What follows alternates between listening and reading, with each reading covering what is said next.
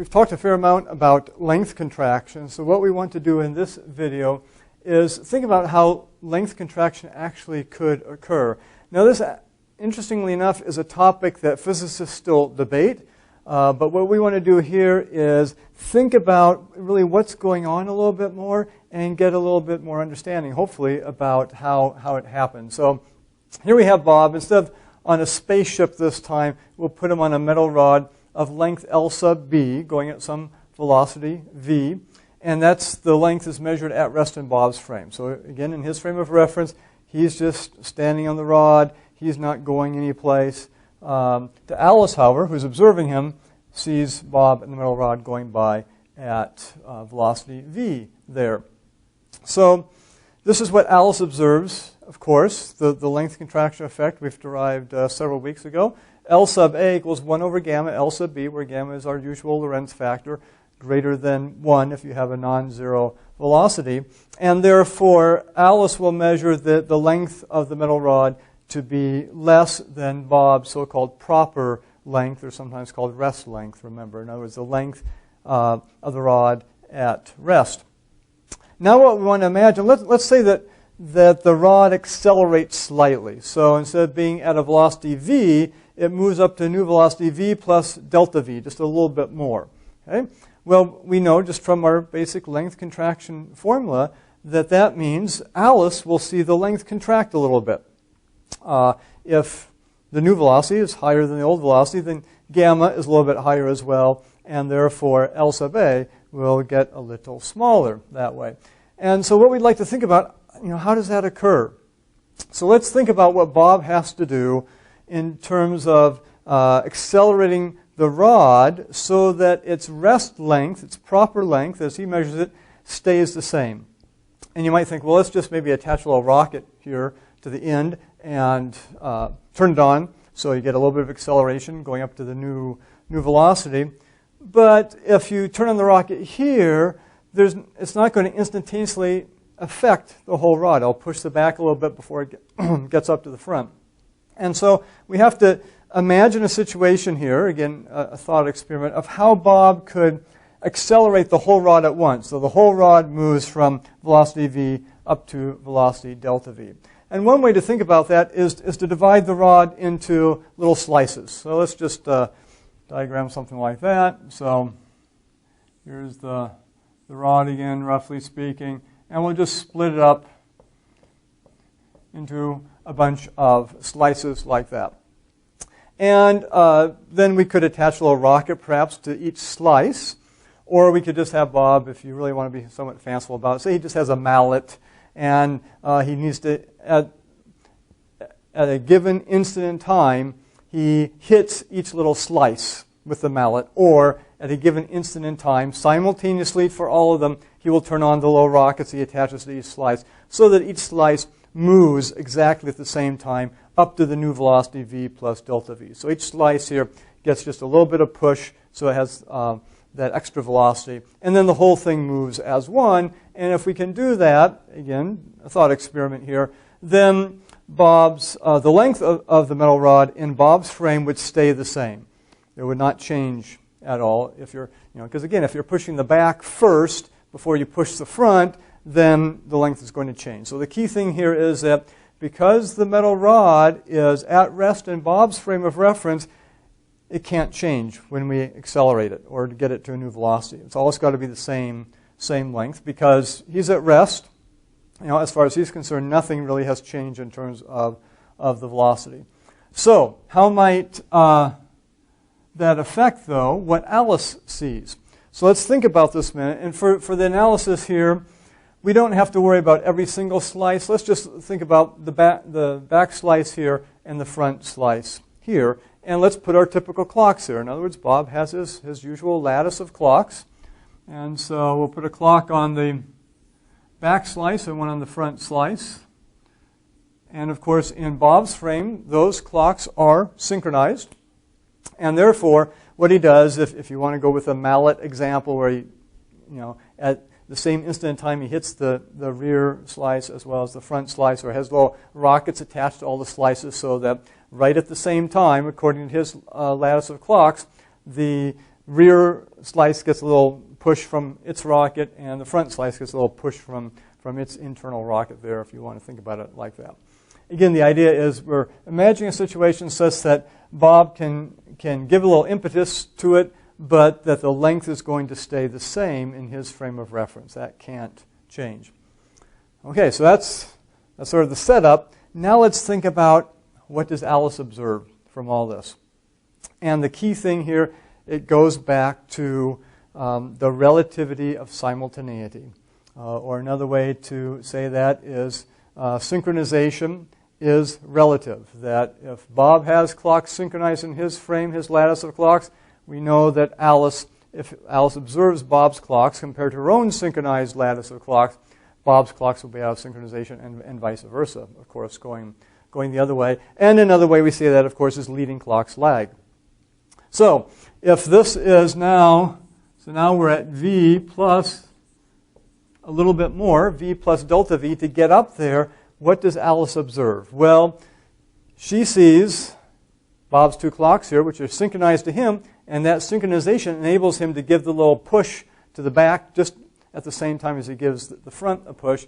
But Alice, of course, does not see it that way. She sees, remember the leading clock here? The leading clock lags the front clock.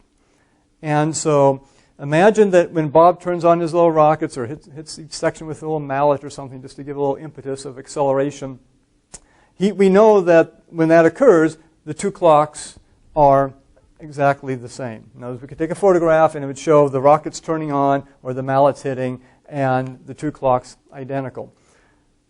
But Alice, of course, sees this clock, the leading clock, lag behind the back clock. So in other words, this clock is ahead. Another way to say it, of course, this clock is ahead of that clock. So Alice will see the little impetus from the rocket turn on or the mallet hit. Alice will see this one happen first, and then, a little time later, the impetus given to the front. And so what happens? The impetus given to the back first pushes it in a little bit, and therefore the length contracts. And that's a way to think about how length contraction actually works. Like pretty much everything we've done in terms of deriving these results, even though we've come a long way since we started with the relativity of simultaneity. And that, of course, came from Einstein's principle that the speed of light is constant in all reference frames, all inertial reference frames that we've been using.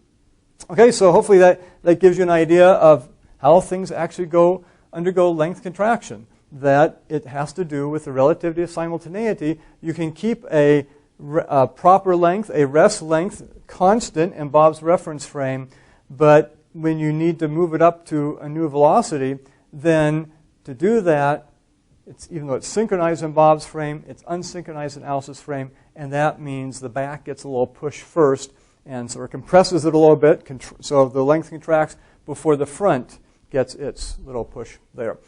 We're actually going to see this concept appear in one of the paradoxes we'll be working on this week, and that is the paradox, so-called paradox of two spaceships on a rope. So we'll be coming back to this in a little bit.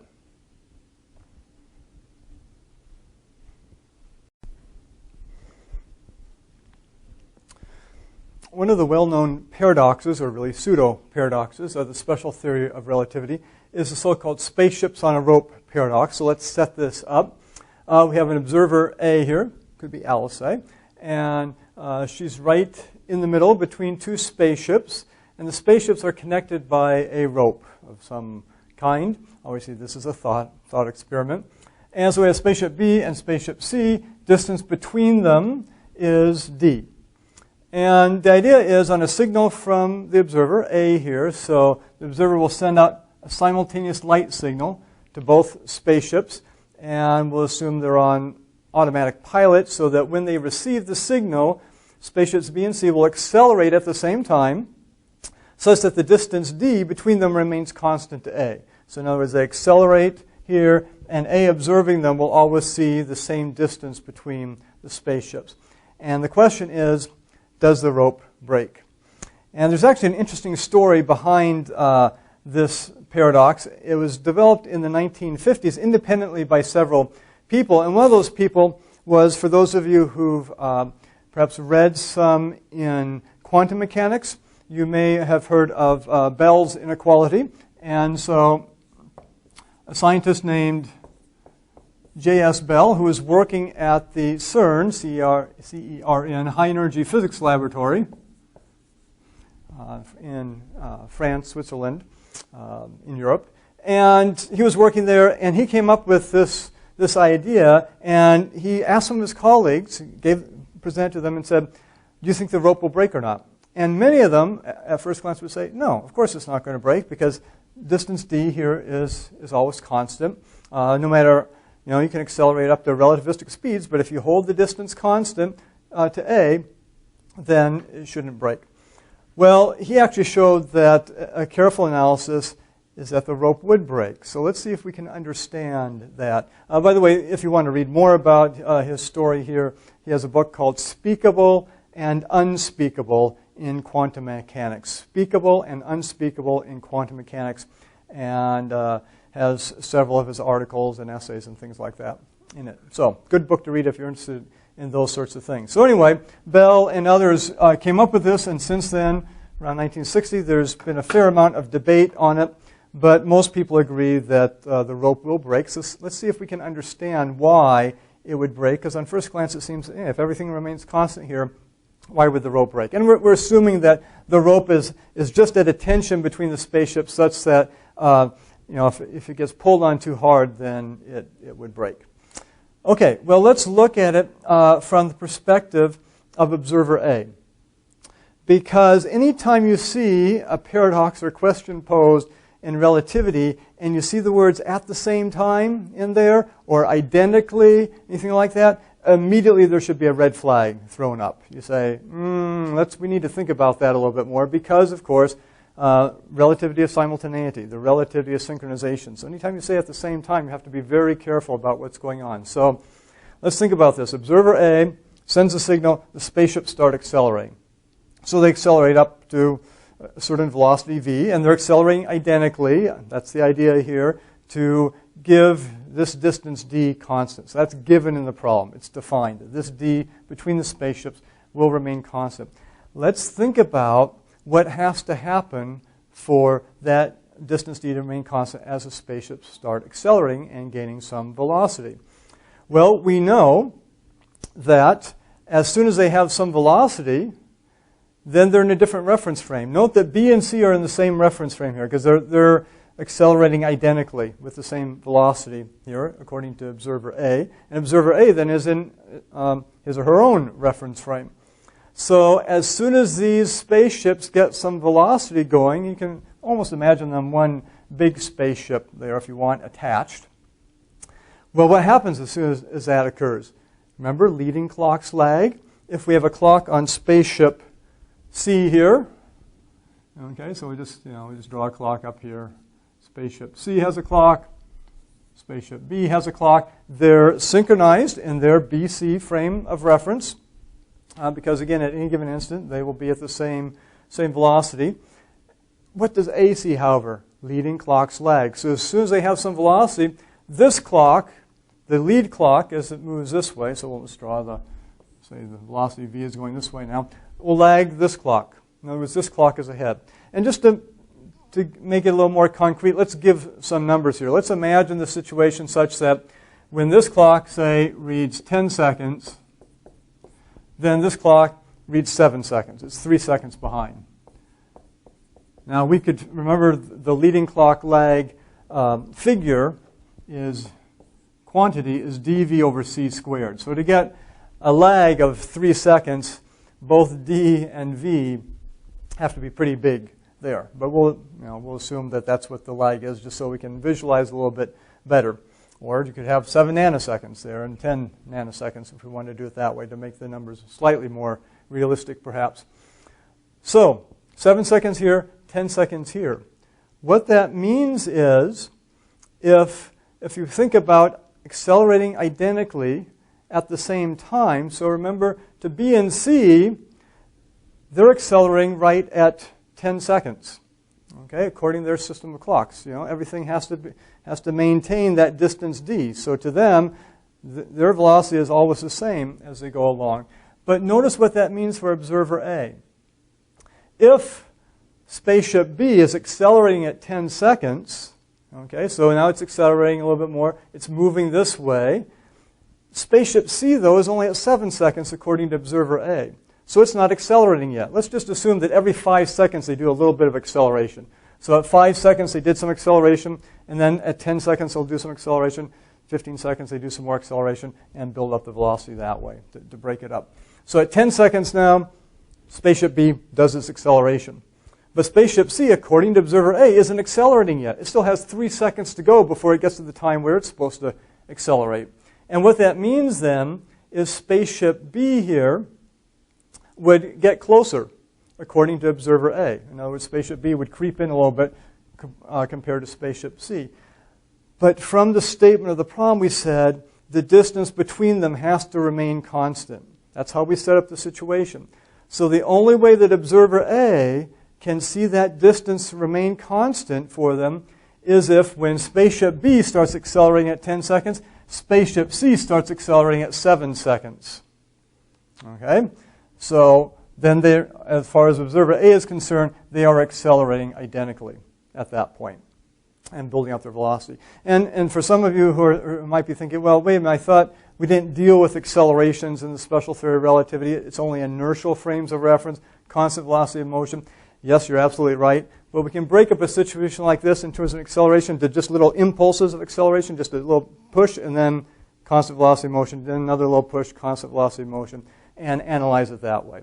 And again, here we're not going to go too precisely into all the details. We want to get the idea of what's going on in this so-called spaceships on a rope paradox and why the rope breaks. So from this analysis, we say, okay, if D is going to remain constant to observer A, if the distance there, once you have the leading clock's lag situation going on, then if spaceship B is doing a little acceleration at 10 seconds, spaceship C to observer A has to be accelerating at 7 seconds. Otherwise, that distance will decrease as spaceship B gets a little closer to spaceship C. It's going up to a little higher velocity there. So, what does that mean? Well, okay, so if observer A is seeing this accelerate at 7 seconds and this one at 10 seconds, we can certainly take a photo snapshot right there and see the rockets turn on and see the clock at 7 seconds. And we take a photo snapshot here and see the rockets turn on at 10 seconds. Okay? Well, think about that. That means spaceship C is, in terms of the BC reference frame, spaceship C is accelerating at 7 seconds. Spaceship B is not accelerating at 7 seconds. It's still waiting to get to 10 seconds. So what happens? Spaceship C moves ahead a little bit, and the rope snaps at that point. So from the BC frame of reference, we can see why you get the rope breaking. Because as observer A, again, if we're going to mandate that observer A always sees constant distance d between them, the only way that can occur as the velocity gets up there a little bit, or really any velocity in principle, but certainly you get the effects, more of the effects as you get to relativistic velocities. But for that distance d to remain constant to observer A, spaceship C has to start accelerating before spaceship B does at any given instant if we're doing those sort of spaced accelerations. And therefore, if C starts accelerating at 7 seconds, and back here, spaceship B, according to observer A, is not accelerating yet, okay, then this one will pull and break the rope. I should say, actually, let me back up there just a minute, just to be very precise about this.